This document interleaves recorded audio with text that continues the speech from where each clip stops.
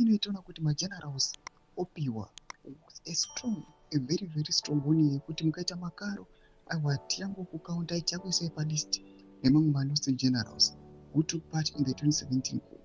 Panguva inoi nhau iri kutaurwa Vision 2030 zvichinzi dump and use strategy yakamboshandiswa kudhara ndo yauda kushandiswa panguva ino. Isati mashoko kubuda panguva inoi, totibawo subscribe or like on the bell icon. Nyika yese yakuziva kuti Wiki Muchivhayo akadonata kana kuti akapa gift awa kune mauto 10 ma land cruisers pamwechete nema millions on top. Panapa toona kuti chikora zvakanaka anobuda nyora achiti mageneral mukaita makaro muchatsvairwa mese.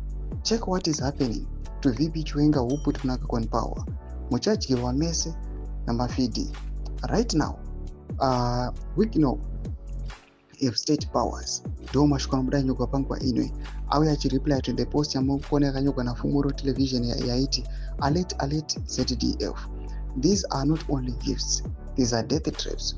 Take at your own risk. Everyone who is getting these cars will be 6 feet down by 2028. Radiation poisoning through air conditioning in 8. Record this, for it shall come to pass. Ndo mashoko anouya achitaurwa panguva ino yataona kuti chikora zvakananda oyo wachikomendo achiti vakomana mukaita makaro torai zvenyu, but havana kana option.